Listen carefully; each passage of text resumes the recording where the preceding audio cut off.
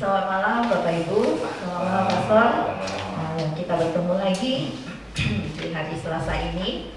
Sebelum kita mulai untuk tema tokoh Salomo, kita buka dengan doa. Saya minta kesediaan dari siapa ya? Boleh Pak Darius, karena yang terakhir. Dia lagi pencet telepon Pak.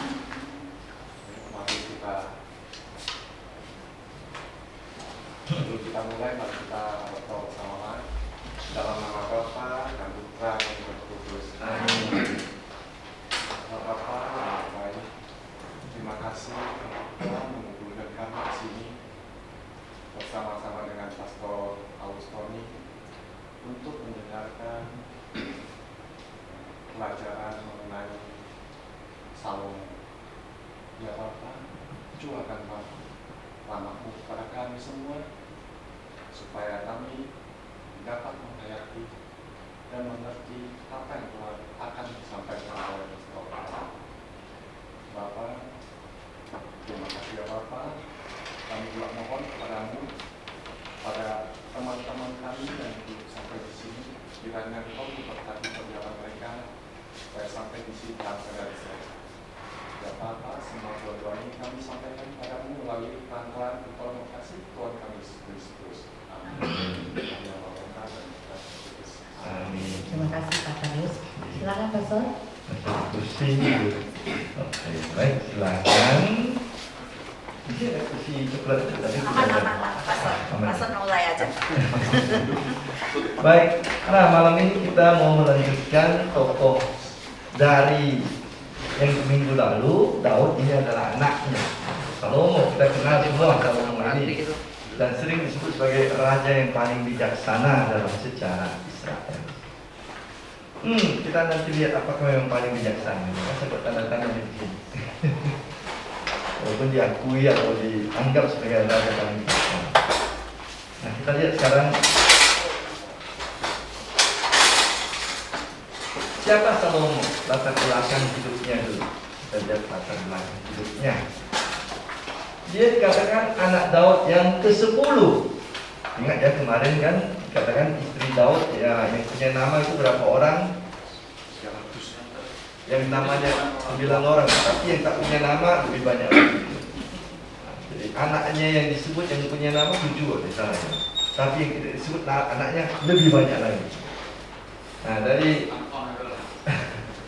jadi dari catatan-catatan kitab suci, dari 1-2 raja-raja, Samuel, kemudian Tawarikh, kita melihat bahwa dia nampaknya anak Daud yang urutan ke-10 dari 17 atau 19 anak. Masih ada lebih banyak sebenarnya. Lalu kalau dari istrinya, dari Batsheba, dia adalah anak kedua. Oh, kenapa bukan anak pertama? Meninggal. Kalau ini dari katakanlah beristri, bukan beristri, lahirnya. Kalau ini dari anaknya, dari istrinya.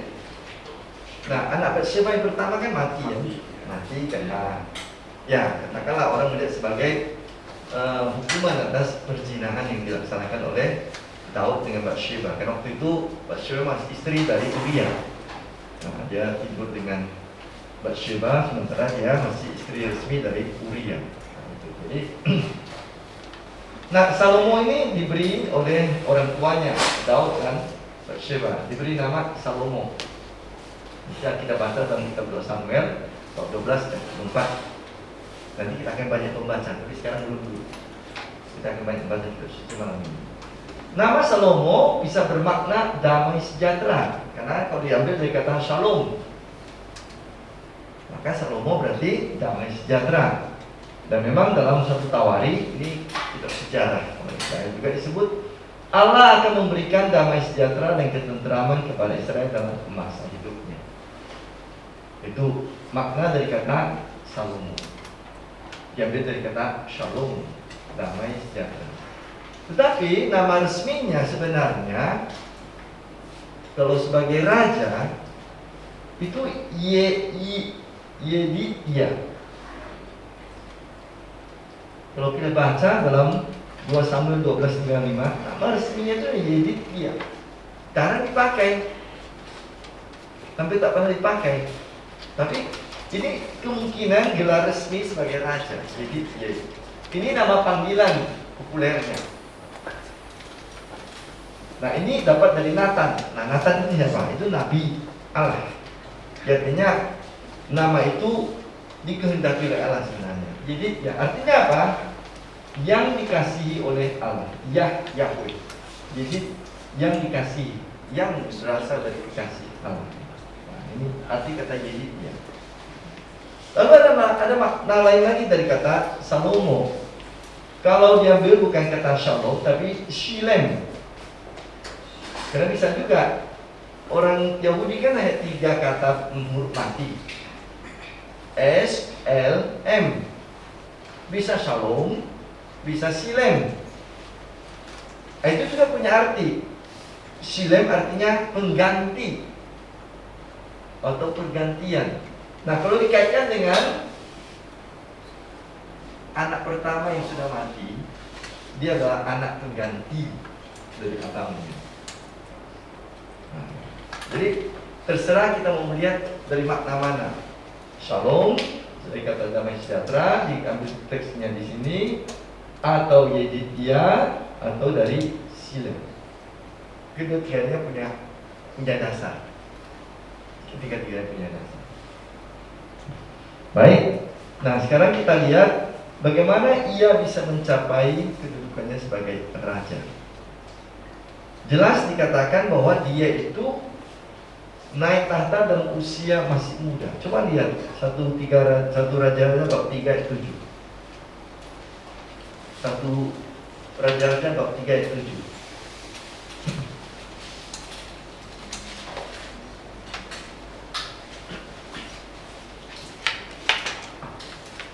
Siapkan saja kalian bukunya di antara 1 Raja-Raja. Kita akan baca di situ. Ya, bab 3 ayat 7 ada coba dikatakan di situ. Sekarang ya Tuhan Allahku, Engkau telah mengangkat hamba-Mu ini menjadi raja menggantikan Daud ayatku, sekalipun aku masih muda belia dan belum berpengalaman. Nah, jadi dalam doa Salomo mengungkapkan dia masih sangat muda. Nah, ada yang menduga dia belum sampai 20 tahun waktu itu. Ketika Daud bapaknya menggantikan atau mengangkat dia, melantik dia sebagai raja, mentahtakan dia masih usia belasan, antara 16 sampai 18 tahun. Itu dugaan dari, memang tidak ada dikatakan dalam kitab suci, tapi dari dugaan dari berbagai dokumen lain. Jadi sangat muda usia. Tetapi orang ini orang muda usia, di situ dikatakan punya istri yang banyak ya, 700 istri dan 300 selir. Cepat-cepat salat digeser.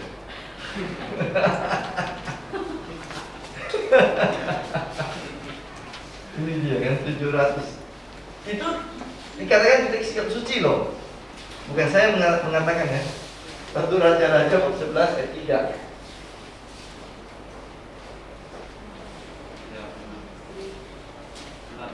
Ya kan, 700 istri dan 300 selir, artinya 1000. Tapi hati-hati, itu angka simbolis. Jangan bayangkan benar 1000 istri dan selirnya. Tidak tahan.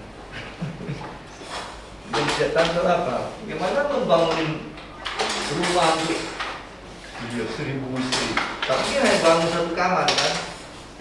Istrinya pasti minta rumah yang besar, halaman yang luas, belum lagi bawa karyawan-karyawatinya. Ini banyak orang asing, bawa lagi nanti pun rumah tangganya, kampungnya, jadi 1 istri 1 kampung nanti. Jadi itu angka yang sedikit dilebih-lebihkan. Mau mengatakan banyak sekali. sangat banyak sekali. Luar biasa banyak. Iya memang. Ini anak melebihi bapaknya. Angka simbolis mengatakan sangat banyak sekali. Kita sudah tahu kan, saya sudah cerita mengapa dia mengambil banyak istri. Nanti akan kita lihat dalam kebijakannya juga.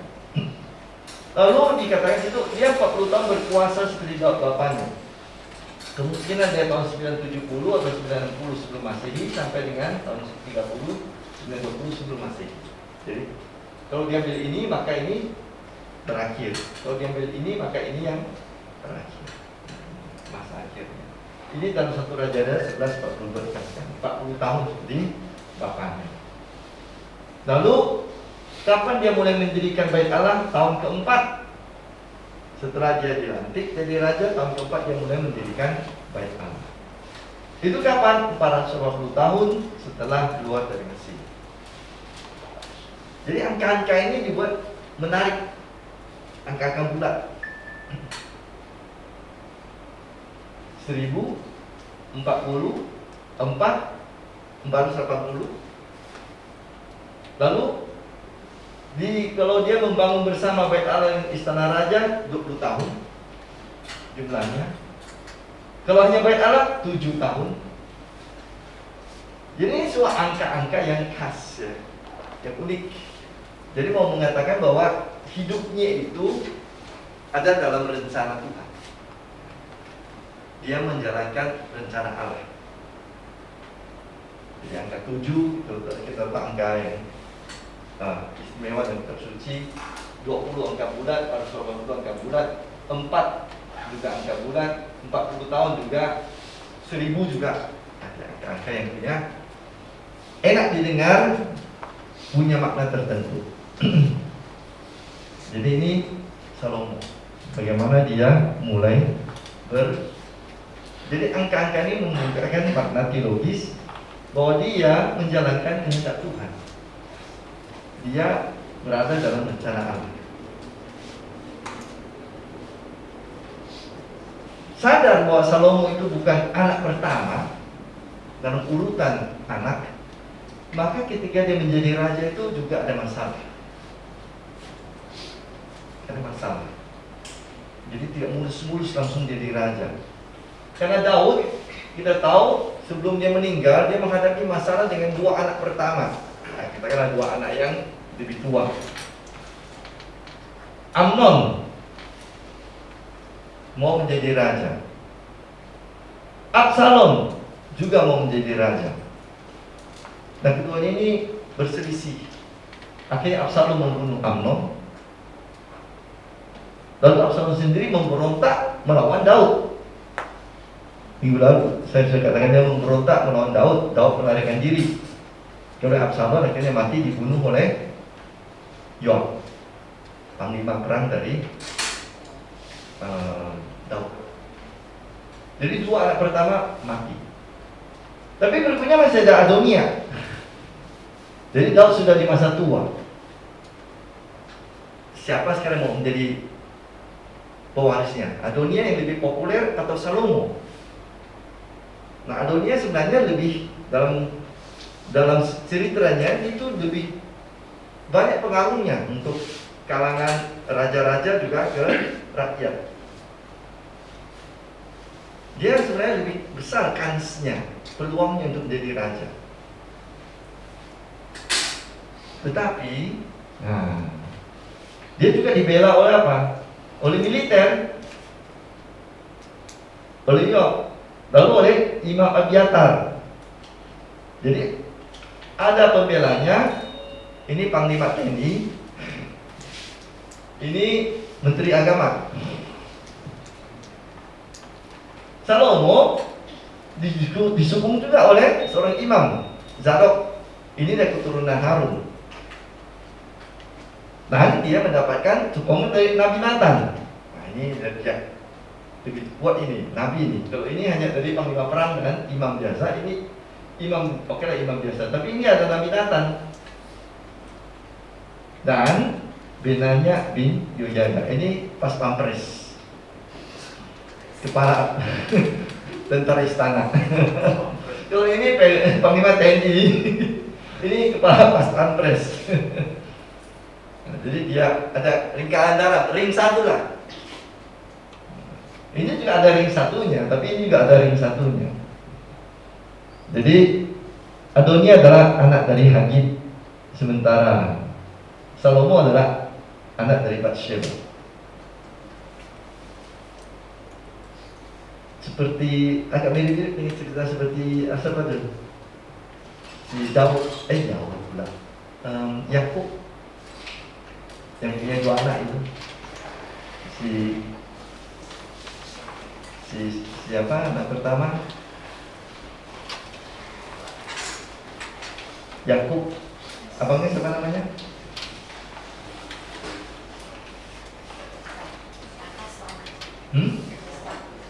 Esau ya. Kan sebenarnya Esau yang punya hak anak sulung. Lalu kemudian dijual, lalu juga ditipu oleh istri dari si Yakub, si Ribka ya. Nah ini juga sama nih. Daud sudah tua, sudah mulai berkurang kebijaksanaannya. Dan dalam cerita tersebut kita tahu waktu masa tua Daud itu dia sudah tidak terpusing lagi di urusan duniawi. Bahkan hidupnya pun sudah seperti lampu minyak yang sudah kita padam. Ada sampai dikirim pun sunnah untuk menghangatkan dia, dikatakan sih. Kekeringan dia tidur. Nah, dia tidak melalui perang. Walaupun ada sedikit melalui perang. Waktu melihat Daud sudah agak begini, yang bergerak ini adalah Batsheba. Istri Daud, ya katakanlah mungkin istri yang dikasihinya ya. Jadi Batsheba datang bersama dengan Nathan, semacam membujuk-bujuk Daud lah, supaya mengangkat Salomo menjadi raja. Sementara sedikit mereka memanas-manasi. Si Adonai itu sudah mau berontak, dia sudah mengumpulkan orang di sana begini. Jadi akhirnya Daud itu seperti termakan gitu ya oleh kata-kata istrinya Batsheba itu. Lalu akhirnya dia memilih Salomo.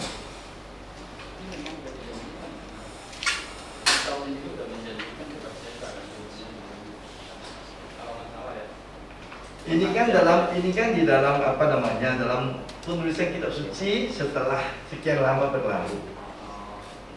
Ini yang post factum sudah terjadi, bila berapa yang sudah dijanjikan begini. Tapi dalam proses sebenarnya Daud itu di masa tuanya itu sudah di antara kebingungan. Dia tak bisa lagi mengurus sebenarnya dengan baik kerajaan. Jadi akhirnya dengan dorongan dari Nabi Nathan, bujukan dari Batsheba, akhirnya Salomo yang dipilih menjadi raja. Dan karena Salomo dipilih menjadi raja, akhirnya Adonai yang dilihat sebagai ancaman dibunuh oleh tentara yang memihak Salomo. Itu sebenarnya.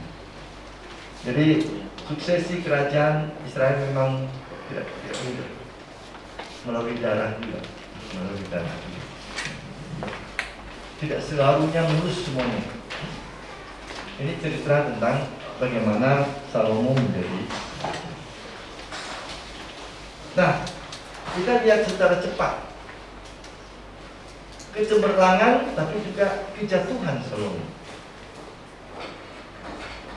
Dia sebagai raja sangat cemerlang, tapi juga sebagai raja akhirnya dia juga jatuh. Yang pertama ialah Salomo itu dipilih oleh Allah dari awal ya, dipilih oleh Allah. Dia memohonkan kebijaksanaan dari Allah. Bagus. Kemudian dipercaya oleh Allah untuk membangun bait Allah. Sebenarnya Daud juga berkobar-kobar hatinya membangun bait Allah. Setelah berhasil mempersatukan 12 suku Israel, sudah cukup tenang, sudah bisa berpuasa. Nah sekarang bait Allah jangan tinggal lagi di kemah perjanjian, kan selama ini selalu dibawa dalam peti perjanjian dan disimpan dalam kemah. Masa saya tinggal di istana bagus, Allah tinggal di tenda saja. Nah, dia mau membangun bait Allah, tetapi tidak diizinkan oleh Tuhan. Walaupun dia sudah berizin dari Nathan bilang oke, tapi malamnya Nathan dapat mimpi, bukan Daud yang membangun bait Allah, anaknya nanti. Jadi kemudian gagallah Daud membangun bait Allah. Alasan alasan ialah tentang dosa perzinahannya itu. Nah, salah satu alasannya dilihat. Maka Salomo lah yang mendapatkan tanggung jawab sekaligus karunia yang membangun bait Allah. Nah, bait Allah yang dibangun Salomo itu memang bait Allah yang sangat megah pada zamannya. Ini salah satu gambaran dari ini. Kalau kita lihat, nanti kita lihat bait Allah itu. Lalu kedua, dia membangun juga bukan bait Allah, membangun kompleks istana. Kalau bait Allah dia bangun dalam 7 tahun, kompleks istananya 13 tahun, hampir 2 kali lipat. Jadi ada kebunnya, ada rumah ini dan itu macam-macam dibangun, luas sekali, melebihi kompleks bait Allah itu sendiri. Oke, kita lihat itu sebagai salah satu proyek yang menunjukkan kecemerlangan Salomo.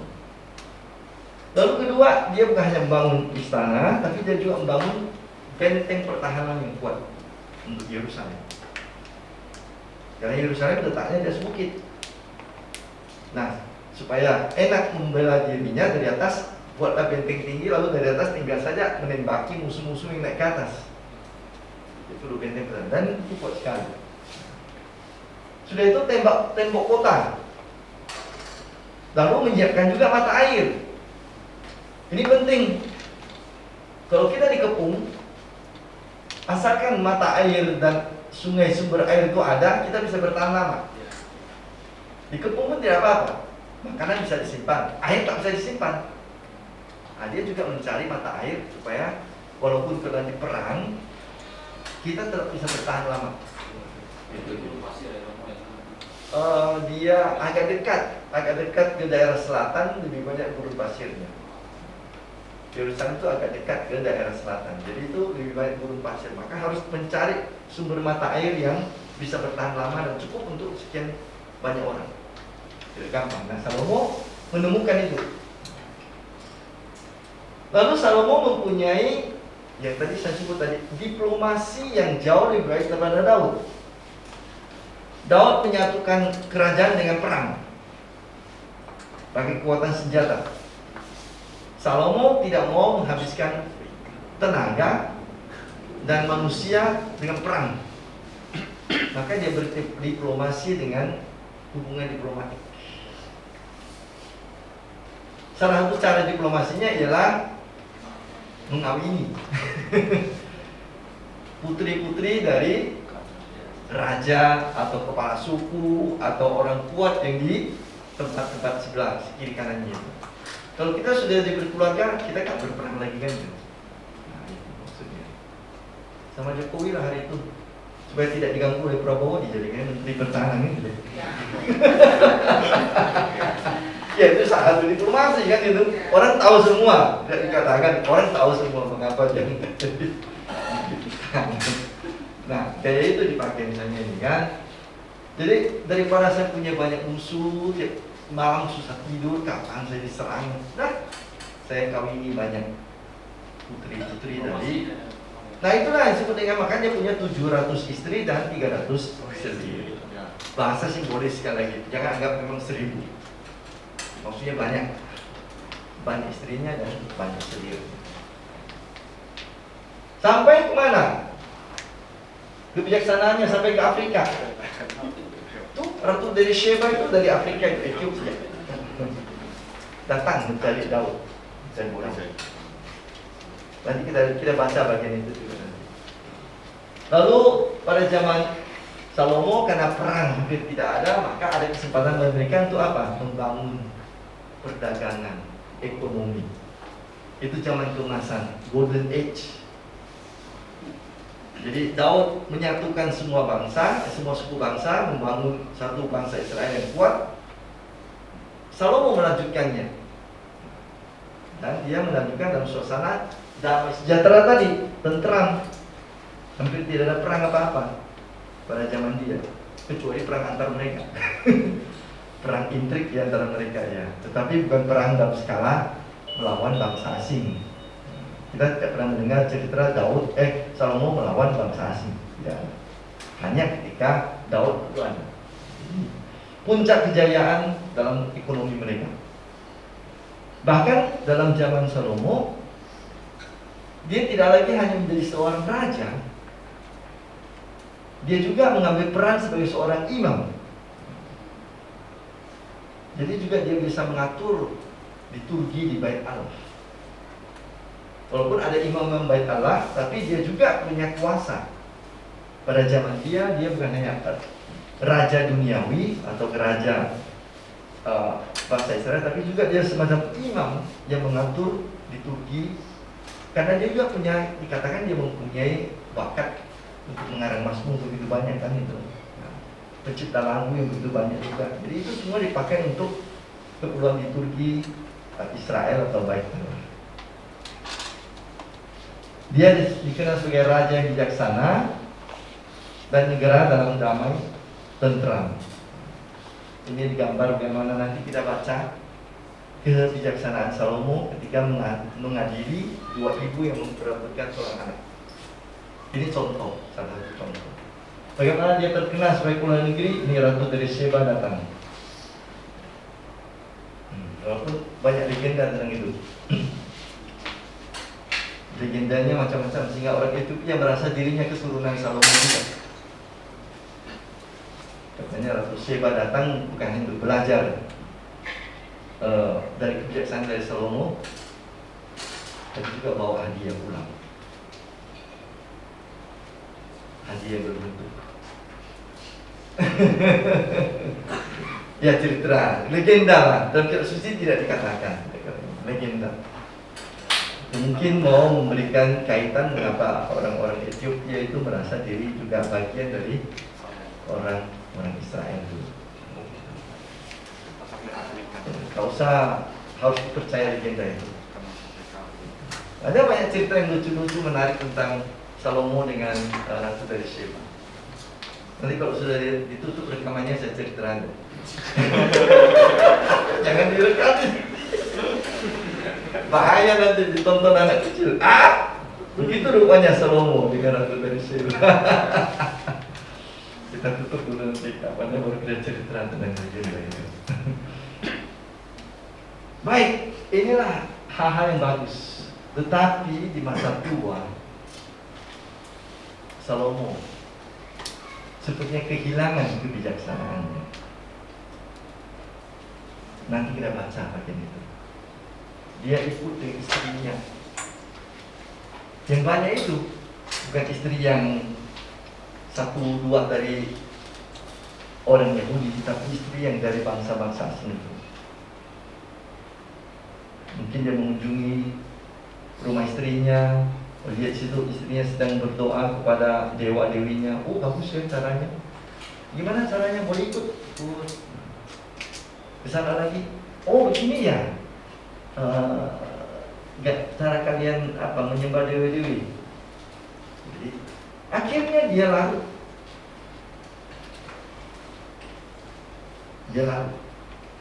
dalam kemurtadan istrinya. Dia tidak mengatakan bahwa dia melupakan Allah, tidak. Tapi dia menduakan, mentigakan, mengempatkan, mengilimakan dan tak tahu berapa Allah Israel itu. Jadi di satu pihak dia tidak pernah mengatakan dia meninggalkan Allah Israel, tetapi dalam masa tuanya dia ikut dalam seluruh, boleh katakan, kegiatan dari orang-orang yang dibawa oleh istrinya atau kegiatan istrinya. Dan bukan hanya itu, dia juga membawa orang-orang Israel ikut dalam kesesatannya itu. Ya seperti kita lah, lihat kan, kalau bos kita keliru, anak buahnya ya, sebagian juga ikut keliru kan itu. Jadi ada juga begitu. Sebagian dari bangsanya juga, oh raja begitu kok, boleh kok. Ya kami juga boleh. Jadi ini yang terjadi. Dan karena itu, ketika masa tuanya sudah lemah, istilahnya tidak bijaksana, para musuhnya juga mulai bangkit. Lawan-lawannya bangkit. Dan akhirnya dia tidak bisa mencari seorang pewaris yang sungguh-sungguh kuat dan bijaksana seperti dia pada masa mudanya. Dia hanya punya anak satu yang dia tidak bisa mewarisi kerajaannya, tetapi toh akhirnya anak itu hanya mewarisi kerajaan yang setengah. Karena pada saat dia meninggal, kerajaan yang dia pimpin pecah jadi dua. Utara 10 dipimpin oleh salah satu panglimanya, Yeroboam. Selatan tempat dia tinggal yang dilanjutkan oleh anaknya Rehabiam. Sini. Itu hanya punya dua suku bangsa. Kecil. Pecah kerajaan. Jadi di satu pihak dia cemerlang di masa mudanya sampai masa dewasa, tapi di akhir dia merosot. Nah, kita coba lihat sekarang.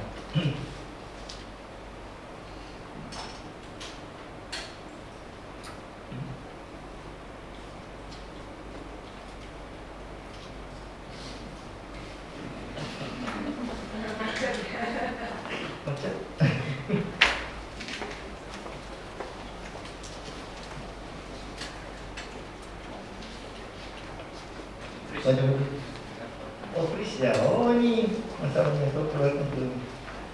Ini keluar dulu. Iya. Oke, baik. Nah, ini dari tadi rupanya ada fitur yang muncul di situ, tapi tidak kelihatan sini. Apa legasi? Tahu legasi? Kekuatan, kevalitan, sesuatu yang diwariskan, yang baik, warisan Salomo, yang berharga, itu sebenarnya legasi. Salomo itu orang yang mendidik orang Israel bangsanya dengan pendidikan tinggi. Pada zaman Salomo, dia mendirikan sekolah-sekolah. Pada zaman Daud, bapaknya lebih sibuk perang. Jadi dipakai situ otot. Tapi zaman Salomo otak. Jadi dia mempunyai jasa besar untuk orang Israel, untuk kebudayaan Israel juga. Ia mulai mendirikan sekolah-sekolah. Karena ia tahu tidak mungkin mempertahankan negara hanya dengan perang. Negara harus dijalankan dengan orang-orang yang pintar dalam administrasi pemerintahan. Dari mana ia dapat guru-guru sekolah? Padahal mereka sendiri bukan orang-orang terdidik. Dia mengimpor dari Mesir, dari mertuanya. Ya, Mesir waktu itu adalah negara dengan kebudayaan tertinggi pada saat itu. Dia impor dari mana? Mesopotamia, Babilonia sana. Jadi kerajaan-kerajaan sekitar waktu itu yang mempunyai kebudayaan jauh lebih tinggi dari Israel. Israel baru menjadi satu bangsa, baru istilahnya baru merdeka lah kita sebut ya. Masih pendidikannya masih rendah, maka dia minta bantu dari mertuanya, dari besannya dan gitunya. Mengutus guru-guru untuk mengajar orang-orang Israel, membangun sekolah-sekolah. Jadi masuklah situ pengaruh budaya asing juga, karena mereka bawa tentu bahan-bahan pelajaran dari negaranya. Amsal yang kita punya itu, kita Amsal, itu sebagian itu asalnya dari negara-negara asing. Tidak semua itu dikarang oleh orang-orang Yahudi. Bahkan banyak, sebagian besar Amsal itu justru datang dari luar. Itu adalah pepatah-pepatah, perumpamaan-perumpamaan, pepatah-pepatah yang berisi kata-kata bijak yang berlaku umum, maka dipakai sebagai alat untuk belajar bagi orang Yahudi. Di satu pihak mereka belajar membaca dan menulis, di lain pihak juga mereka belajar kebijaksanaan yang berlaku dari negara lain. Jadi Salomo itu di situ pertama-tama kepintarannya, dia mendirikan sekolah untuk mencetak ASN. Jadi dia punya IPDN lah istilahnya ya. Nah, IPDN dulu STPDN namanya macam-macam, sudah banyak berubah nama karena gara-gara banyak yang mati juga. Nah sekarang baru ini ada apalagi yang meninggal. Nah sekolah-sekolah itu melatih, mencetak orang-orang yang dipakai untuk pemerintahan. Lalu untuk orang-orang kaya atau anak bangsawan yang mau belajar juga mereka bisa belajar di sana. Pertama-tama untuk itu, walaupun kemudian nanti pelan-pelan orang banyak, orang biasa boleh belajar, tapi itu tidak gampang. Karena apa? Pasti perlu biaya tinggi. Jadi yang pertama itu kelompok elit dulu. Baru pelan-pelan setelah sekolahnya menjadi banyak, guru menjadi banyak, dia bisa menjangkau lebih banyak orang. Lalu karena itu mereka pelan-pelan menjadi orang yang punya kebudayaan juga kan itu. Kalau kamu mulai belajar, kamu mulai berpikir, kamu mulai merefleksikan hidup kan itu. Maka tadinya kebudayaan pertanian atau kebudayaan perang pelan-pelan berganti dengan kebudayaan yang lebih bersifat literasi. Mulai merefleksikan tentang pengalaman hidup. Maka muncullah itu kitab Amsal, Pengkhotbah, Ayub. Semua itu adalah rentetan dari, kalau kita sebut, hasil dari sekolah-sekolah yang didirikan oleh Salomo, dimulai oleh Salomo. Jadi maka muncullah kebijaksanaan-kebijaksanaan yang akhirnya kita dapatkan jejak-jejaknya dalam kitab suci kita, perjanjian lama. Ini salah satu legasi warisan yang sangat berarti dari Salomo. Yang kedua, dia menjadi seorang administrator yang baik untuk negara. Negara bisa aman, tentram, karena dijalankan dengan diplomasi politik dan ekonomi, bukan dengan diplomasi senjata. Sama dengan Tiongkok, karena diplomasi ekonomi yang mereka jalankan kan ke Afrika. Mereka bangun banyak negara Afrika, jadi sekarang Afrika sekarang banyak yang memihak Tiongkok. Amerika Selatan tadinya itu bagian Amerika Serikat, karena pelan-pelan tertarik ke Tiongkok juga. Itu diplomasi ekonomi, bukan perang. Nah, Tiongkok juga pakai diplomasi panda. Dia tahu bahwa panda itu sangat disukai oleh banyak negara. Dia pinjamkan, tak boleh dimiliki ya, hanya pinjam 10 tahun, 15 tahun. Kalau sudah kembali, kalau sudah tua kembali. Nah anak yang lahir di situ milik Tiongkok, dikembalikan. Tak boleh dipelihara di situ lama-lama. Setelah 2-3 tahun harus kembali ke Tiongkok anaknya. Maka kemarin yang di Korea Selatan tuh yang nangis-nangis tuh, karena itu bayi panda yang 3 tahun harus kembali. Orang sudah jatuh cinta dengan panda. Panda memang menggemaskan gitu. Nah, saya juga sangat suka panda gitu kan. Ya, saya lihat sendiri ketika saya di Washington DC di Amerika Serikat. Pas waktu saya di sana lahir anak panda. Lalu kebun binatangnya itu gratis untuk umat, untuk umum. Di Washington DC itu banyak bangunan yang gratis karena ada satu yayasan yang mempunyai seorang pendiri namanya Smithson. Ketika dia meninggal, dia tinggalkan uang jutaan dolar. Zaman awal 20 ya. Bayangkan tahun 20, jutaan dolar itu berarti sekarang sudah triliunan. Dia buat satu warisan. Uang ini harus dipakai untuk kepentingan umum. Lalu mereka buat yayasan, dan yayasan itu mendirikan banyak museum. Museum lukisan, museum patung, museum sejarah, museum entah apa lagi. Dan kita boleh bebas masuk. museum tentang hewan-hewan zaman purbakala gitu. Museum apa lagi, roket-roket, pesawat terbang, itu semua gratis. Termasuk kebun binatannya gratis juga.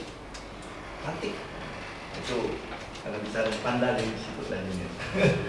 Jadi itu diplomasi yang dipakai oleh Salomo, sehingga ia bisa menciptakan negara yang lebih damai, lebih tenang, rakyat lebih bahagia di situ. Lalu tadi warisan Salomo adalah juga bait Allah. Yang sudah kita singgung, bait Allah, karena Allah mengizinkan Salomo mendirikan rumah untuk Allah. Nah, ini bait Allah ini bagian dari kompleks bait Allah. Ini ada bagian bait Allah ini sendiri. Kalau kita lihat tadi di judul itu, inilah sebenarnya yang kita lihat tadi. Ini tadi. Yang ini adalah seluruh kompleks bait Allah. Ini menghadap timur. Jadi altar juga menghadap timur. Kalau mereka yang sudah pernah ke Yerusalem, Yesus menangisi bait Allah itu di sini, di Bukit Sion sini. Ada satu kapel yang namanya Kapel Air Mata Yesus. Bentuknya seperti air mata. Ada situ pergi? Pak Julius? Lupa ya? Dari situlah Yesus menangisi Yerusalem, duduk di sana. Nah, sekarang tempat ini sudah jadi masjid yang bahan masjid itu. Nah, itu di sini sebenarnya tempat bait Allahnya. Di mana mau masjid yang berubah merah. Nah, sekarang kita lihat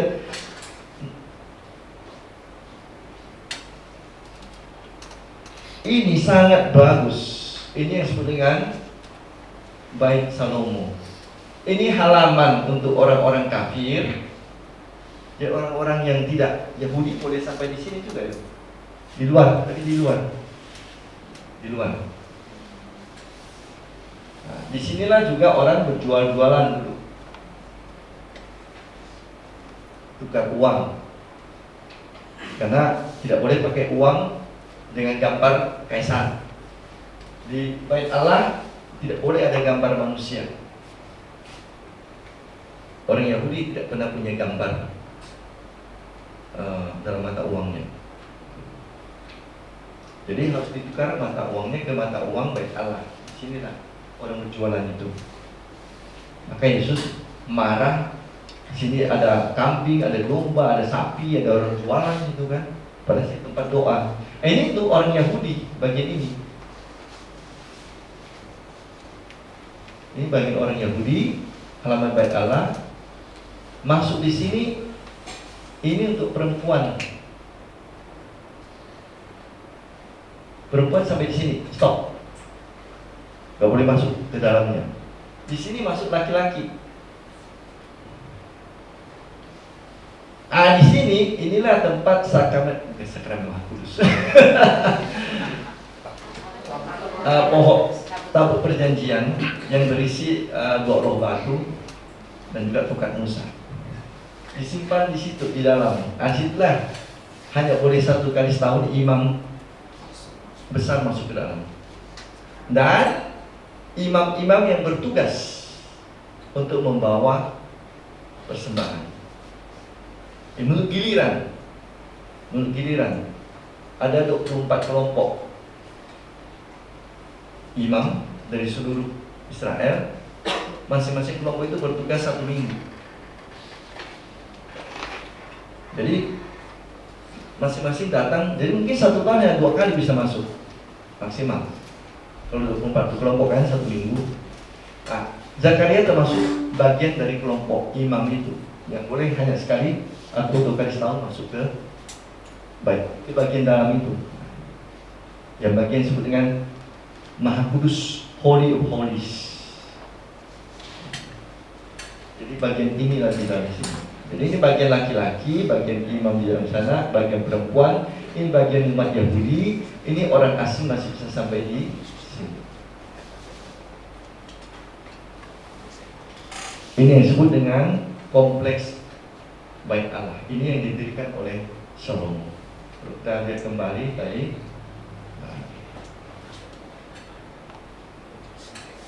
Ini bagian Yahudi, tempat orang jualan itu. Bang Yesus marah. Ini tempat yang lebih luas, orang bukan Yahudi masih bisa masuk, tapi tidak boleh masuk lagi di sini. Ini sudah ada batasan.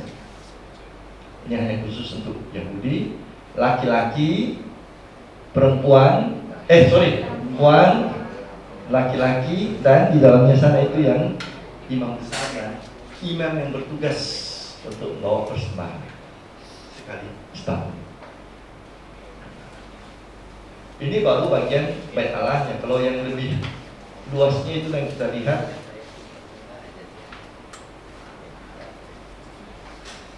Oh, pantas ini ada muncul nih apa?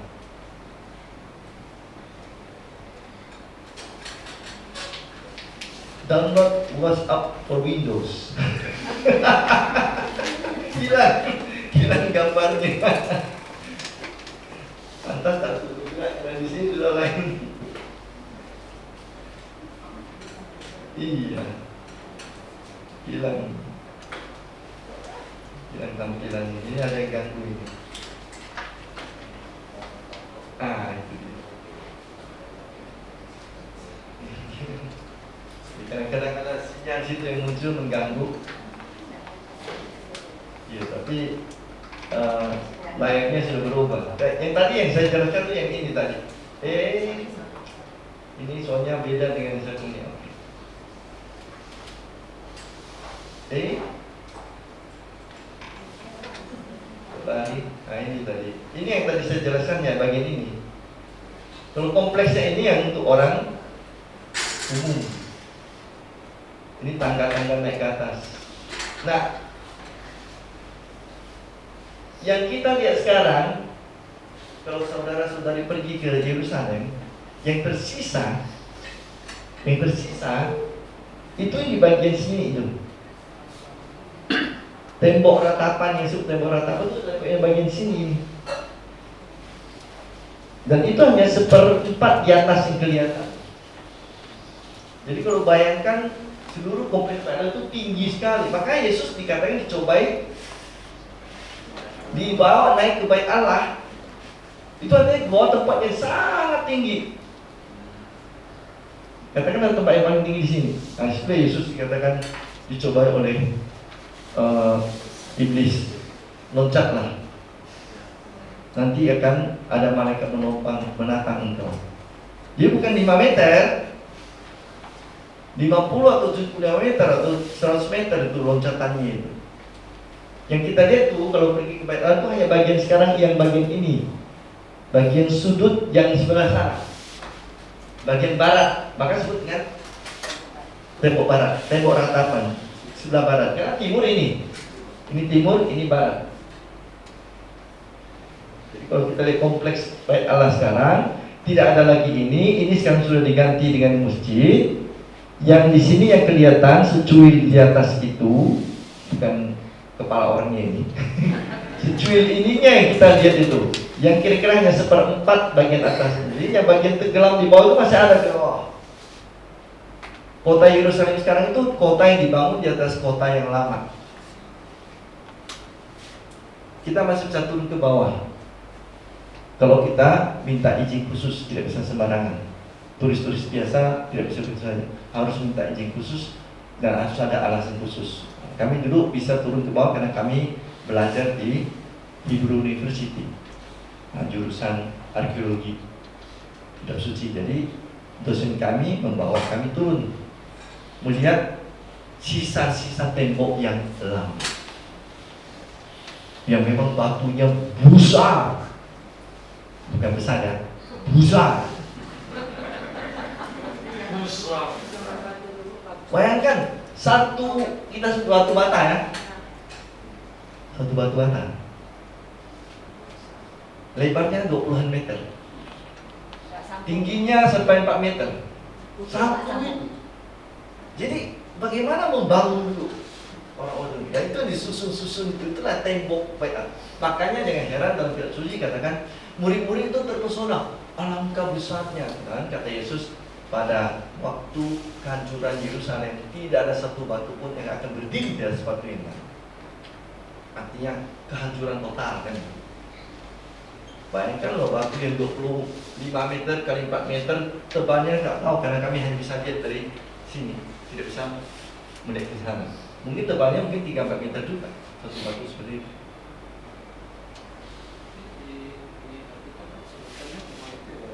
Apa? 60 hasta, panjangnya 20 hasta, lebarnya kayak apa ya, betul ya? Ukuran itu? Digambarkannya kan gede ya, tapi kok ditulisnya hanya 60 hasta. Apakah ini ada yang salah? Satu hasta kan nanti setengah meter ya? Jadi rumah yang didirikan Raja Salomo bagi Tuhan itu kan 60 hasta panjangnya, 20 hasta. Itu yang zaman Salomo. Yang sekarang itu yang dipuji oleh murid-murid Yesus itu adalah bait Allah yang dibangun oleh Herodes Agung. Ya, yang kedua. Yang katanya tidak kalah, mungkin lebih megah lagi dari zaman Salomo. Kenapa? Karena Herodes Agung tahu bahwa dia tidak disukai oleh orang Yahudi. Dia mengambil hati orang Yahudi, membangun bait Allah yang bagus 46 tahun lamanya. Sementara Salomo hanya bangun 7 tahun. Ini 46 tahun. Jadi kemegahan bait Allah zaman Herodes mungkin lebih hebat lagi dari zaman Salomo. Ada gambarnya nanti bisa kita lihat juga. Saya lupa untuk mengambil yang bait Allah zaman apa namanya itu Herodes itu. Masih ada sisanya sih. Di mana sisanya? Yang ini, yang menempel ke tembok bait Allah, tempat Herodes tinggal. Nah, Herodes kan sudah membangun bait Allah tapi tak diizinkan yang masuk ke dalam. Kasihan. Dia sudah kasih hadiah besar bagus kepada orang Yahudi. Kamu bukan orang Yahudi asli. Kamu bukan percaya pada Allah di luar. Jadi dia bangun satu semacam benteng yang menempel di tembok bait Allah. Jadi disitulah dia lihat bait Allah yang dibangunnya itu. Yang tak boleh dimasukinya, tak boleh diresmikannya. Kalau kita di sini kan yang kasih donasi, jangan harus itu dan diresmikan. Dia tidak boleh masuk. Itu tempat apa yang pertama? Apa istilahnya? Jalan salib yang pertama. Jalan salib yang pertama. Kalau ke Yerusalem, jalan salib pertama itu tempat Herodes itu. Baik, kita kembali ke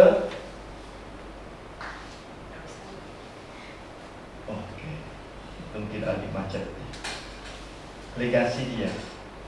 Itu tadi bait Allah. Yang kedua, pembangunan barang-barang fisik termasuk istana yang megah yang 2 kali lipat, hampir 2 kali lipat masa pembangunannya.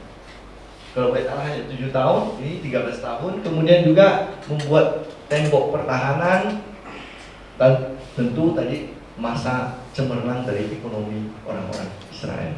Nah, itu legasi Salomo, warisan Salomo yang bisa kita lihat atau kita baca, yang dituliskan oleh anak cucunya.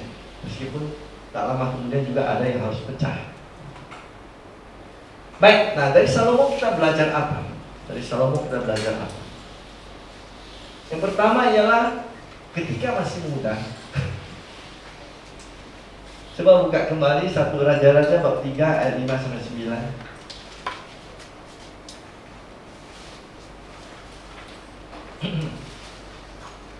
1 Raja-Raja bab 3 ayat 5-9.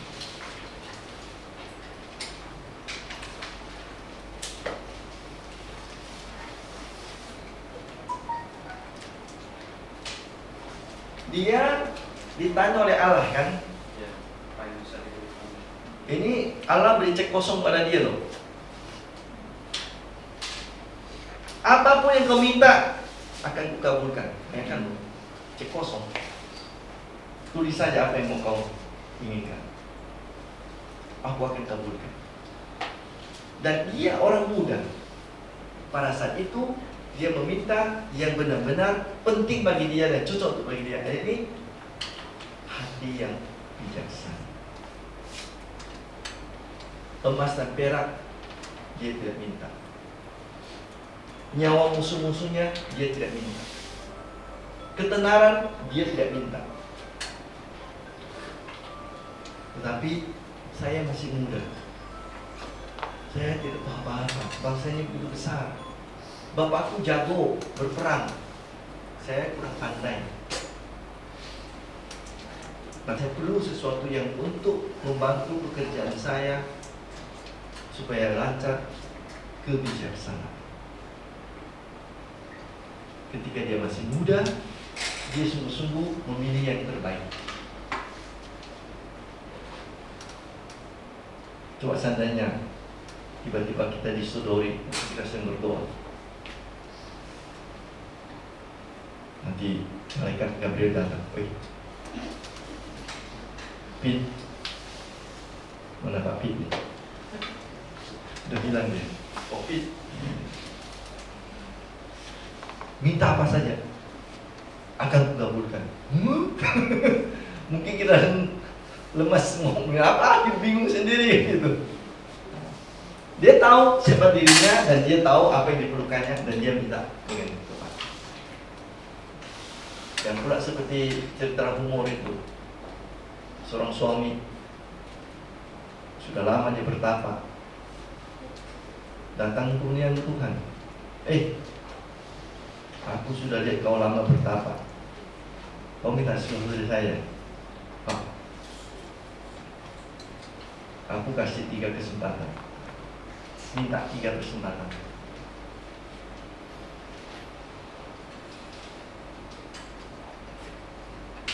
Lalu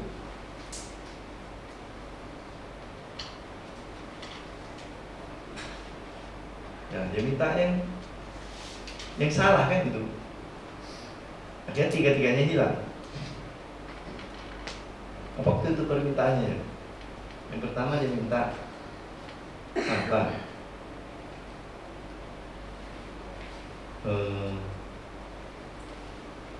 Sesuatu yang sangat sederhana. Kayak istrinya marah-marah, dimarahi istrinya terus. Saya lupa yang pertama itu yang mengapa istrinya marah. Lalu dia pikir, seandainya ini panci ini bisa lengket di mulut istriku, stop, tak usah lagi itu dengan suara marah. Langsung memang pancinya lengket di mulut istrinya. Sudah 2 permintaan habis. Nah, permintaan terakhir, dia bisa minta seluruh kekayaan dunia ini, tapi istrinya tetap punya panci dia kan. Akhirnya permintaan ketiga, dan Tuhan, lepaskanlah panci dari mulut istri. Ya dikabulkan. Ya tetap miskin. Sudah habis 3 permintaan.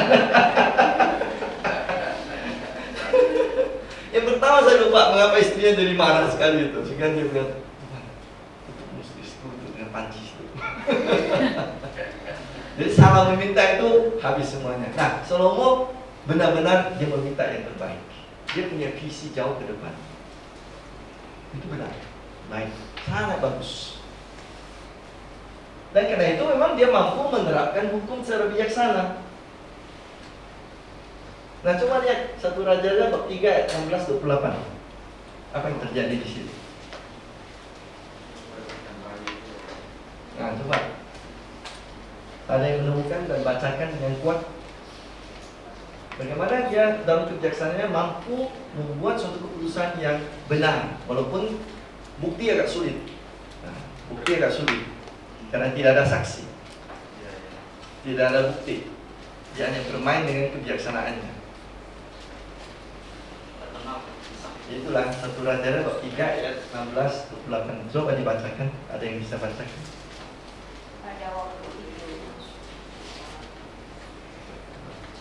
Pada waktu itu, masuklah 2 orang perempuan Sunda menghadap raja. Lalu mereka berdiri di depannya. Kata perempuan yang satu, "Ya tuanku, aku dan perempuan ini diam dalam satu rumah, dan aku melahirkan anak pada waktu dia ada di rumah itu. Kemudian pada hari ketiga sesudah aku, perempuan ini pun melahirkan anak. Kami sendirian tidak ada orang luar bersama-sama kami dalam rumah. Hanya kami berdua sajalah dalam rumah. Pada waktu malam, anak perempuan ini mati karena ia menidurinya. Pada waktu tengah malam, ia bangun lalu mengambil anakku dari sampingku. Sementara hamba-mu ini tidur, dibaringkannya anakku itu di pangkuannya. Sedang anaknya yang mati itu dibaringkannya di pangkuanku. Ketika aku bangun pada waktu pagi untuk menyusui anakku, tampaklah anak itu sudah mati. Tetapi ketika aku mengamat-amati dia pada waktu pagi itu, tampaklah bukan dia anak yang kulahirkan. Kata perempuan yang lain itu, bukan, anakku lah yang hidup dan anakmu lah yang mati. Tetapi perempuan yang pertama berkata pula, bukan, anakmu lah yang mati dan anakku lah yang hidup. Begitulah mereka bertengkar di depan raja. Lalu berkatalah raja, yang seorang berkata, anakku lah yang hidup ini dan anakmu lah yang mati. Yang lain berkata, bukan, anakmu lah yang mati dan anakku lah yang hidup. Sesudah itu raja berkata, ambilkan aku pedang. Lalu dibawalah pedang ke depan raja.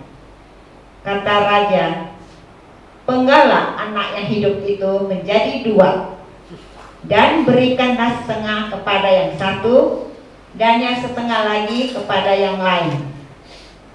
Maka kata perempuan yang mempunyai anak yang hidup itu kepada raja, sebab timbullah belas kasihannya terhadap anaknya itu. Katanya, ya tuanku, berikanlah kepadanya bayi yang hidup itu. Jangan sekali-kali membunuh dia. Tetapi yang lain itu berkata, supaya jangan untukku ataupun untukmu penggalah.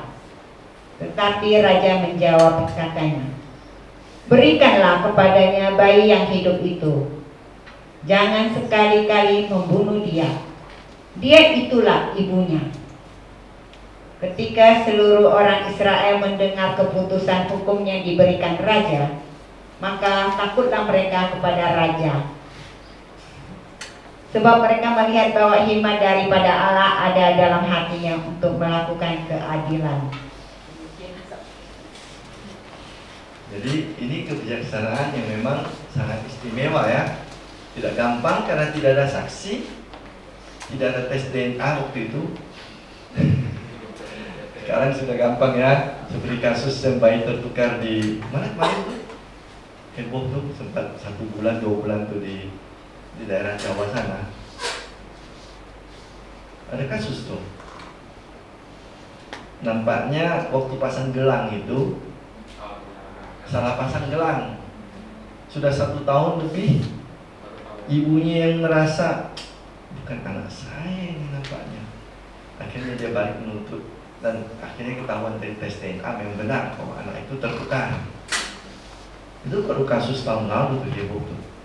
Selama 2-3 bulan itu tarik ulur tuh karena ibu yang sudah senang dengan anaknya itu bukan anak saya. Tak mau kembalikannya. Walaupun yang ibu mengatakan, lihat dulu mukanya itu mirip kami gitu. Kesalahan dari perawat dan puskesmas tempat dulu anak itu lahir. Kasus itu. Nah, sebenarnya kasusnya sama, tapi ini kasusnya tidak lain, satu mati, satu hidup. Yang mati mengganti yang hidup. Tapi tidak bisa dibuktikan, ya, karena baru 2-3 hari kan itu. Tidak ada tes DNA. Lalu ya, Salomo memakai aspek psikologis, bukan aspek yuridis. Karena sekali lagi tidak ada tes hukum untuk itu, tidak ada surat. Dua-duanya juga perempuan yang tidak punya suami kan itu, ya, anak lahir dari hubungan dengan ya, pelanggannya lah itu sebut. Tapi mereka menyukai menyayangi anaknya. Jadi dia pakai aspek psikologis. Seorang ibu yang benar tidak mungkin membiarkan bayinya dibunuh. ibu yang benar tidak mungkin membiarkan bayinya ibu. Sementara ibu yang palsu tidak ada masalah. Potong saja, tidak untuk saya, tidak untuk dia, biar dua-duanya mati. Ya kelihatan akhirnya kan bahwa siapa yang mempunyai perasaan seorang ibu yang benar. Dan itulah ibu yang memang memiliki bayi yang hidup itu. Dia pakai, nah itu kebijaksanaan yang memang sungguh-sungguh mau menunjukkan bagaimana ia pada saat itu, saat dia masih muda dan masih baik, sungguh-sungguh orang yang bijaksana. Dan saking bijaksananya ia sampai jauh. Bayangkan Israel itu daerah bagaimana ya? Daerah di Laut Tengah. Ethiopia itu sebelah sini dari Afrika. Zaman dulu tidak ada televisi, koran, tidak ada internet. Jadi berita itu pasti susah. Untuk melewati satu kampung saya susah, apalagi melewati berbagai negara, benua lagi. Tapi sampai begitu terkenal, sampai akhirnya Ratu dari Sheba, Ethiopia datang untuk belajar tentang kebijaksanaan Salomo. Nah, coba kita baca 1 Raja bab 4 ayat 29 sampai dengan 30 tentang Ratu dari Sheba itu. Itu dipakai oleh Yesus juga ya, untuk mewartakan bagaimana Salomo seorang bijaksana sampai seorang ratu dari sekian ribu kilometer dari luar benua yang lain masih datang mencari Salomo. Ada yang membacakan? Silakan.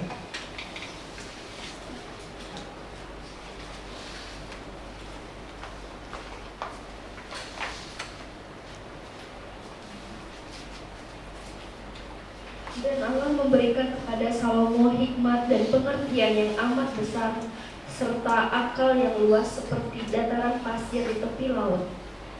Sehingga hikmat Salomo melebihi hikmat segala Bani Timur dan melebihi segala hikmat orang Mesir. Ia lebih bijaksana daripada semua orang, daripada Etan, orang Ezrahi itu, dan daripada Heman, Kalkol, dan Darda, anak-anak Mahom. Sebab itu, ia mendapat nama di antara segala bangsa sekelilingnya. Ia mengubah 3.000 amsal, dan nyanyiannya ada 1.005. Ia bersajak tentang pohon-pohonan, dari pohon aras yang di gunung Libanon, sampai kepada hisop yang tumbuh pada dinding batu. Ia berbicara juga tentang hewan, dan tentang burung-burung, dan tentang binatang melata, dan tentang ikan-ikan. Maka datanglah orang dari segala bangsa mendengarkan hikmat Salomo, dan ia menerima upeti dari semua raja-raja di bumi yang telah mendengar tentang hikmatnya itu. Saya pikir dia bicara tentang Ratu dari Sheba, tapi rupanya tentang raja-raja semua. Jadi tidak hanya spesifik tentang Ratu dari Sheba. Ratu dari Sheba ada juga cerita khusus untuk itu, bahwa dia datang dengan membawa seluruh kekayaannya, terpesona dan tinggal beberapa saat bersama Salomo, lalu kemudian pulang kembali ke negaranya. Jadi dikatakan dia mengarang sekian ribu amsal. Dia pengarang juga mazmur, lagu-lagu, sampai ada dikatakan ini tentu sedikit dilebih-lebihkan ya, tentu sedikit lebih-lebih. Tapi maksudnya memang sekali lagi tadi dia mempunyai kebijaksanaan untuk menceritakan, merumuskan kebijaksanaan hidup. Amsal adalah pepatah-pepatah bijaksana, hikmat. Ini kata Amsal itu adalah MSL itu masyal, itu adalah hikmat. Jadi ini dia bisa mengarang mazmur, katanya mazmur 72 adalah karangan dari Salomo. Bisa dibuka dari mazmur 72.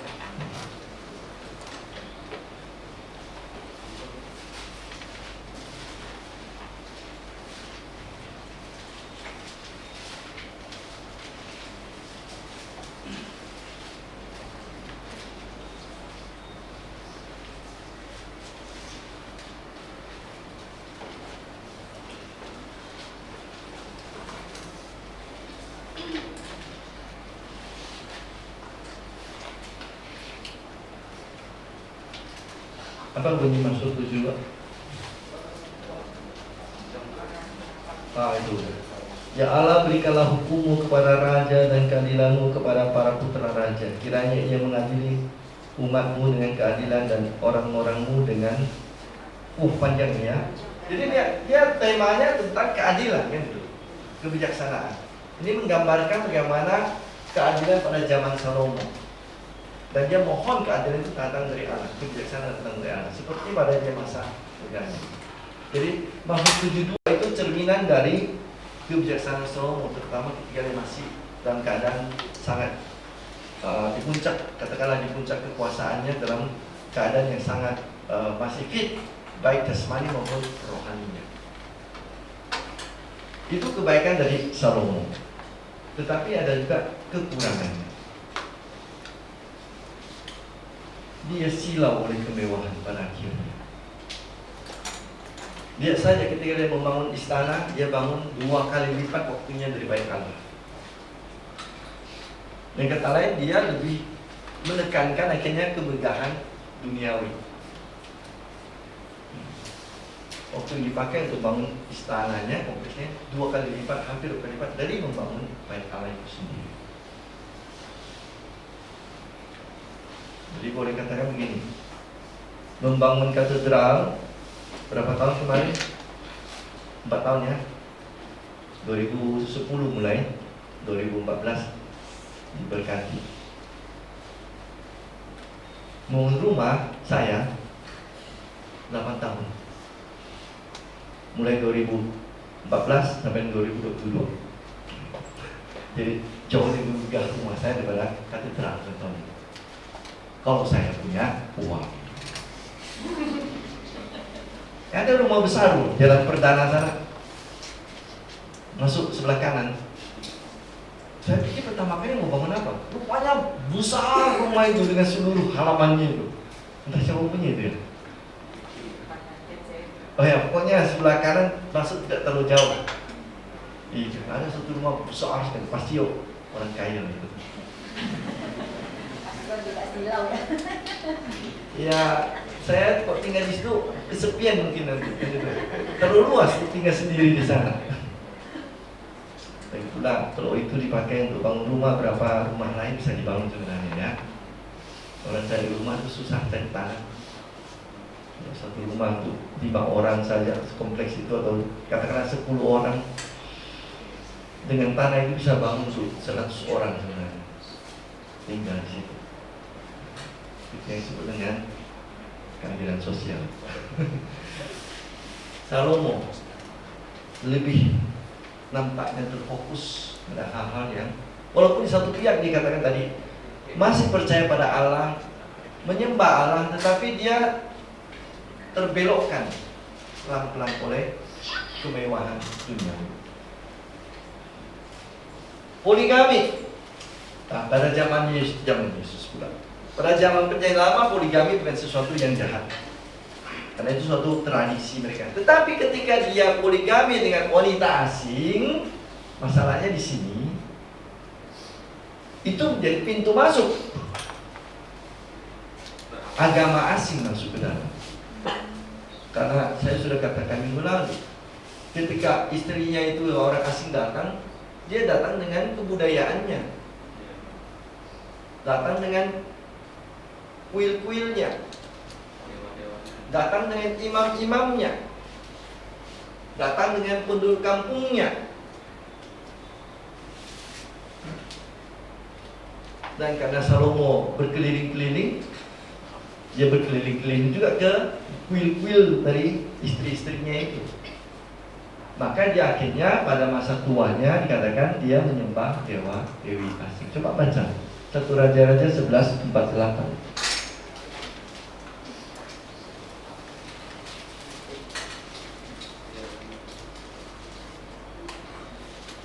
1 Raja-Raja 11:48.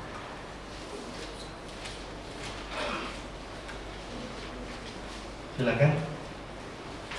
Sebab pada waktu Salomo sudah tua, istri-istrinya itu mencondongkan hatinya kepada allah-allah lain, sehingga dia tidak dengan penuh hati berkhotbah kepada Tuhan Allahnya seperti Daud ayahnya.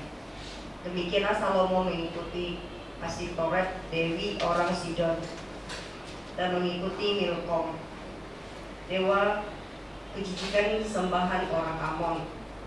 Dan Salomo melakukan apa yang jahat di mata Tuhan, dan dia tidak dengan sepenuh hati mengikuti Tuhan seperti Daud ayahnya. Pada waktu itu Salomo mendirikan bukit pengorbanan bagi Kamos, dewa kejijikan sembahan orang Moab, di gunung di sebelah timur Yerusalem, dan bagi Molok, dewa kejijikan sembahan Bani Amon. Demikian juga dilakukannya bagi semua istrinya, orang-orang asing itu, yang mempersembahkan kurban ukupan dan kurban sembelihan kepada Allah-Allah mereka. Baik, jadi lihat itu beberapa contoh dewa-dewi asing yang disembah juga oleh Salomo. Moloch misalnya. Nah, itu kurban darah ya. Untuk kesuburan mereka harus mengorbankan anak manusia yang sehat supaya subur tanah. Jadi perlu korban manusia.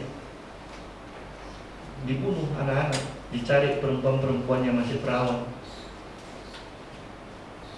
disembelih lalu dilempar supaya apa? Darahnya menyuburkan tanah. Bahkan ada juga putra raja, bukan zaman Salomo, itu zaman lain, tapi dewa yang sama juga, Moab itu. Nah, jadi lihat bagaimana Salomo condong hatinya dikatakan. Tidak lagi seperti bapaknya Daud mengikuti. Daud memang pernah bersalah, tapi dia bertobat. Tetap dia mencoba setia pada Allah. Salomo di awalnya sangat setia, di akhirnya jauh dari Tuhan. Artinya menjauh dari Tuhan. Jadi ini istilahnya seperti orang lari 95 meter pertama dia juara 1. 5 meter terakhir dia tak mampu lagi berjalan. Akhirnya dilewati orang. Jadi bukan awal bagus baik, tapi lebih penting akhir yang baik. Dia awalnya bagus tapi akhirnya jelek. Inilah Salomo. Dia memperbudak Israel. Cuma 1 Raja 12 ayat 14. Coba kita lihat di situ. 1 Raja 12 14.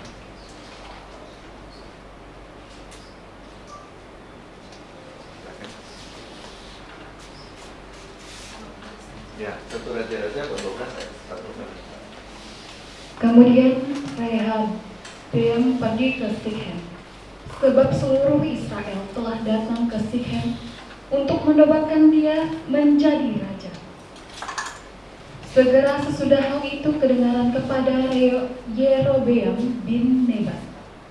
Pada waktu itu dia masih ada di Mesir, sebab ia melarikan diri ke sana dari hadapan Raja Salomo. Maka kembalilah ia dari Mesir. Orang menyuruh memanggil dia, lalu datanglah Yerobeam dengan segenap jemaah Israel dan berkata kepada Rehabeam, "Ayahmu telah memberatkan tabungan kami, maka sekarang ringankanlah pekerjaan yang sukar yang dibebankan ayahmu dan tanggungan yang berat yang dipikulkannya kepada kami, supaya kami menjadi hamba-Mu." Jadi ini keluhan kan dari rakyat kepada siapa? Rehabeam, anak dari Salomo. Apa keluhannya? Jadi Salomo pada akhir tuanya menindas rakyatnya sendiri. Mungkin mengambil pajak terlalu banyak. Untuk apa? Untuk istri-istrinya, untuk running cost istananya yang besar itu. Dia istananya kan 13 tahun didirikan, bisa bayangkan lah itu besarnya bagaimana. Istrinya yang ya tidak sampai 1000 lah, tapi yang banyak itu ratusan mungkin. Ya tentu butuh iya biaya kan. Ya memang dulu tidak ada mall sih, tapi dulu mereka perlu juga mandi segala macam wangi-wangian, segala pesta pora. Dari mana mereka dapat uang? Naikkan PPN, itu kan 12% gitu kan. PPH naikkan lagi, pajak bumi bangunan, begitu ceritanya. Utang kita bertambah, naikkan pajak gitu. Jadi ini Salomo di masa tuanya memperbudak, memeras. Itu sebabnya mengapa akhirnya separuh rakyat memihak Yeroboam dan separuh tinggal di daerah selatan Rehabeam. Jadi itu ada alasan alasan tidak suka. Ini ada alasan memang kebijakan Salomo di akhir itu memang tidak tepat lagi. Hatinya menjauh dari Tuhan, kebijakannya yang bagus di awal akhirnya di akhir menjadi berantakan. Jadi makanya tadi saya buat judul Raja yang paling bijaksana, tanda tanya gitu. Walaupun tetap diakui sebagai raja yang paling bijaksana. Salomo. Mari kita belajar dari Salomo. Satu hal, Salomo memang pada awalnya orang yang tahu memilih prioritas hidup. Bagus. Ketika ada peluang untuk dia memilih yang terbaik, dia pilih yang paling penting untuk dia. Beri aku kebijaksanaan. Bukan harta, bukan nyawa dari musuh, bukan ketenaran, bukan segala kesenangan, kebijaksanaan. Tepat. Prioritas hidup. Nah, jadi ini juga sama untuk kita kan. Pada tahap tertentu kita punya prioritas. Saya sering katakan pada mereka yang mahasiswa WD, kalian sekarang prosesnya adalah paling penting sekarang adalah menyelesaikan studi. Kalau kalian mau mulai belajar berbisnis, boleh. Mau jalan-jalan dengan teman-teman, boleh, wajar. Mau santai, boleh. Tapi yang paling penting apa sekarang? Prioritas hidup kalian. Jadi supaya jangan menyesal nanti kan. Daripada menggunakan waktu yang ada untuk kesenangan pribadi atau hobi pribadi yang belum penting benar, lebih bagus tugas untuk yang menyusun tujuan hidup. Nah itu dia prioritas pilihan hidup kita. Itu apa? Salomo pada awalnya memilih yang tepat. Itu yang kita juga ikuti. Ada banyak tawaran di tempat kita. Ada banyak kemungkinan untuk kita. Nah, pilihlah sesuai dengan prioritas hidup yang benar. Yang kedua, kita belajar sesuatu yang dimulai dengan bagus belum tentu bisa berakhir dengan baik. Oke, permulaan yang bagus 50% keberhasilan katanya. Tapi belum menjamin bahwa akan pasti berhasil. Einstein pernah mengatakan begini, yang tentu sedikit juga hiperbol. Albert Einstein kita tahu kan, salah satu orang yang paling terpintar di dunia sampai saat sekarang. Dikatakan begini, kesuksesan adalah 1% dari bakat, 99% usaha. Tentu ini sedikit sedikit bombastis. Tapi yang mengatakan ialah orang tak bisa mengandalkan hanya bakatnya, kepintarannya, lalu semua beres. Lebih penting dari bakat dan kepintaran, usaha. Nah, saya buat contoh nih. Saya kuliah di di Roma waktu itu. Nah, kita dari Indonesia ini umumnya itu termasuk kelompok yang paling sengsara lah. Kuliah di Roma. Kenapa sengsara? Bahasa Inggris kita berantakan. Jarang Indonesia bisa cacisus bahasa Inggris di luar kan. Kita ini bahasa Inggris belajar seperti belajar 2 kali 2, 4. Belajar teori, tak pernah praktek. Kalau ujian teori bagus sekali, tidak kalah dengan orang lain. Dari orang asing pun tidak kalah. Ngomong, Nah, kuliah di Roma, kelompok Indonesia ini paling susah, paling menderita. Bahasa Italia juga belepotan, baru belajar 2-3 bulan harus masuk universitas. Bahasa Inggris juga, aduhai. Belajarnya dalam bahasa Italia atau bahasa asing. Ujian boleh memilih. Nah itu enaknya kan. Ujian boleh memilih menjadi bahasa. Inggris, Italia, Prancis, Jerman, Spanyol. Tidak ada Indonesia. Nah, ada satu negara yang dekat Indonesia ini, ya tak usah sebut negara apa kan, yang berbahasa Inggris, bahasa sehari-hari. Dan mereka itu pergi sana ke Roma, kuliah itu, walaupun bahasa Italia tidak terlalu lancar seperti kita, tidak apa-apa, ujian bisa bahasa Inggris, teori maupun lisan, tertulis maupun lisan. Saya nggak sebut undang yang mana lah, supaya nanti tidak terlalu kentara kan. Tapi dari pengalaman saya kan, kita orang Indonesia ini rata-rata lulus 80% bisa. Yang dikirim, tamat 80%, adalah 1-2 yang gagal. Karena alasan-alasan tertentu. Yang berbahasa Inggris tadi itu 20% yang lulus, 80% gagal. Kenapa mereka hari malam Sabtu Minggu jalan-jalan, tiba-tiba hilang dari kolegio. Kemana si Anu? Oh pergi ke sana katanya. Kapan pulang? Minggu depan. Sana kan kita dengan orang dewasa. Tak usah lagi diatur-atur. Hei, kamu mau kemana? Tidak lagi begitu gayanya kan. Semua yang sudah di sana dulu sudah usia 30 ke atas itu. Sudah tabisan imam lagi. Bahkan ada yang sudah 40. Tidak bisa diperlakukan seperti anak kecil lagi kan. Kalau di rumah kan keluar lagi seperti bapak ya. Sana nggak perlu lagi. Tiba-tiba hilang gitu kan, dari kamar rumah kan nggak ada. Jalan-jalan gitu. Menikmati hidup, enjoy life. Padahal modal bahasanya jauh lebih bagus dari kita. Kepintarannya tidak kalah dengan kita. Kita lebih berhasil, mereka banyak yang gagal. Nah itu bukan hanya satu periode, berbagai periode kelihatan kok. Si Anu gimana? Nggak lulus. Pulang dia setengah jalan katanya. Pulang tanpa lisensiat, tanpa lisensianya, ikut aja kuliah. Ini apa tadi ini?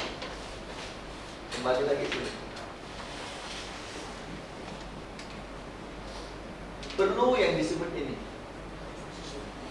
konsistensi, komitmen menjalankan sesuatu. Hanya semangat awal saja tidak akan ada gunanya. Bolehlah membangun sedikit momentum, tapi kalau tidak dilanjutkan momentum itu, sama dengan orang yang tiba-tiba lari jarak jauh tapi dengan start gaya apa? Sprint. Tahu kan gaya sprint kan begini kan? Belum 200 meter sudah habis tenaganya. Jadi kalau orang lari jarak jauh kan harus pelan-pelan, startnya boleh pelan-pelan nggak apa-apa. Tapi yang penting dia mengatur nafas dan langkah. Sampai nanti dekat finish, bolehlah di situ berlomba dengan saingannya untuk siapa lebih cepat. Tapi tidak bisa dari awal sudah berlomba. Nah ini Salomo, dia tidak konsisten. Dia di awal bagus sekali, sampai datang dari luar negeri, sampai datang raja-raja, ratu lagi, bawa harta kekayaan itu dia.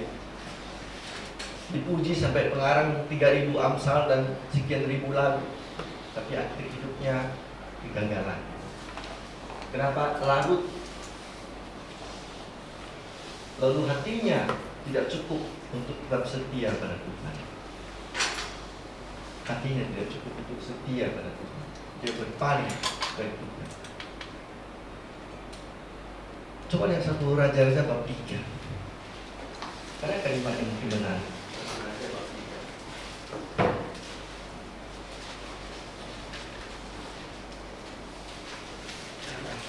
Saya ingat, saya lupa ayat berapa, tapi coba lihat dulu bab 3.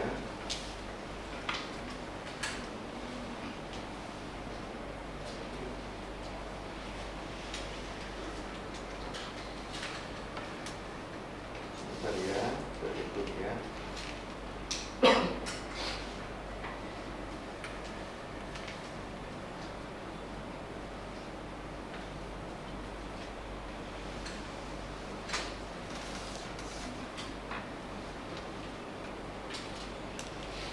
Nah ini 1 Raja bab 3 ayat 3.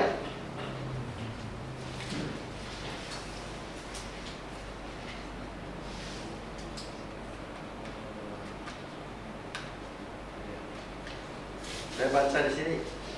Dan Salomo menunjukkan kasihnya kepada Tuhan dengan hidup menurut ketetapan Daud ayahnya. Hanya ia masih mempersembahkan kurban sembelihan dan ukupan di bukit-bukit pengorbanan. Ini artinya bukit pengorbanan di luar Bait Allah adalah untuk dewa-dewi asing. Nah, siapa dewa-dewi asing tadi? Itu yang disebutkan di dalam bacaan yang disebutkan dulu. Si Molok lah, siapa lagi? Puluhan dewa-dewi asing itu. Jadi dia tidak bisa mengikuti seperti Daud bapaknya. Walaupun pernah bersalah, dia mau bertobat. Sementara Salomo di awalnya tidak bersalah, akhirnya jadi berdosa. Dan itu dilihat juga sebagai akibat mengapa Israel hancur. Ya tadi, setelah tua dia sibuk dengan istrinya saja, sibuk dengan dewa-dewi asing. Walaupun tidak menyangkal Allah Israel, tapi dia lupa Allah Israel. Kebijakan yang dipakai akhirnya merusak kesenangan orang atau merusak preferensi orang kepada dia. Sehingga orang tidak memilih anaknya, tapi memilih panglima perangnya. Pecahlah negara Israel. Utara 10 suku, selatan 2 suku.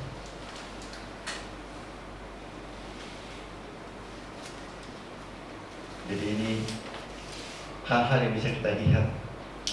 Mungkin bisa kita belajar lagi beberapa hal lain dari Saudara Salomo, tapi beberapa poin ini bisa kita perhatikan bagaimana akhir hidup seseorang itu bisa berbeda dari yang kita bayangkan kalau dijalankan dengan cara yang salah. Sekian dan terima kasih. Baik. Terima kasih Pastor, kita beri aplaus buat Pastor.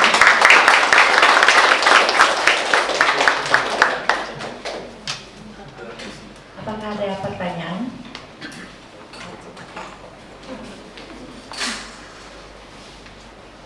Terima kasih. Pater, saya ada sepotong teks dari 1 Raja-Raja.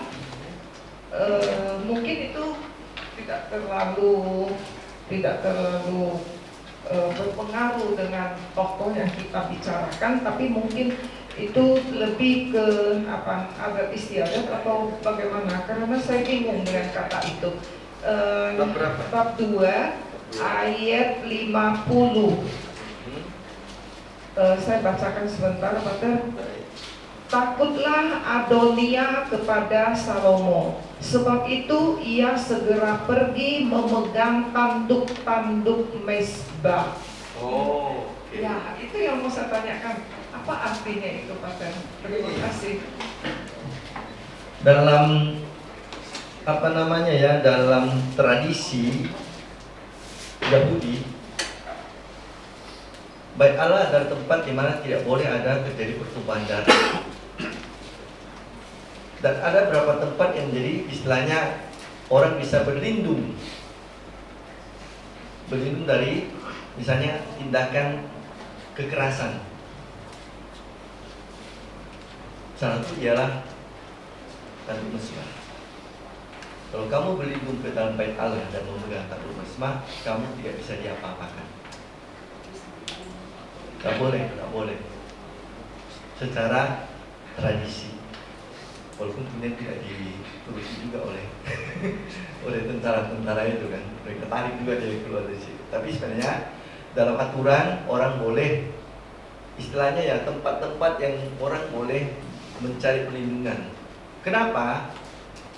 Karena bisa saja orang difitnah itu ya, orang tak bersalah, tapi dituduh bersalah, lalu kemudian kalau tidak ada tempat untuk berlindung, kan orang-orang seperti ini rentan untuk ditangkap, dibunuh dan seterusnya. Maka tempat-tempat seperti contoh tadi, tanduk bayi mesbah adalah tempat perlindungan.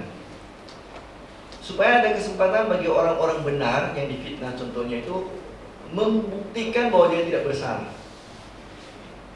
Jadi selama dia di sana, dia bisa dilindungi. Lalu kemudian nanti ada orang yang bisa mengambil dia semacam barisan untuk melindungi. Lalu buat pengadilan bisa dibuktikan saya tidak bersalah, aman dia kan itu. Jadi tempat darurat di mana dia bisa menyelamatkan diri untuk membuktikan kalau nanti dia sama sekali tidak seperti yang dituduhkan oleh orang. Itu tanduk mesbah. Ada lagi? Selamat malam Romo. Mau yang pertama mau tanya itu Salomo pada sampai akhir hidupnya tidak mengalami pertobatan, betul ya Romo? Tidak seperti bapaknya Daud ini yang bertobat itu. Sepertinya iya ya. Salomo bukan tidak mengalami pertobatan, Salomo menyimpang dari Ya maksud saya sampai dengan akhir hidupnya dia tidak berpaling. Iya, dia tidak sungguh-sungguh kembali kepada Tuhan, mengubah.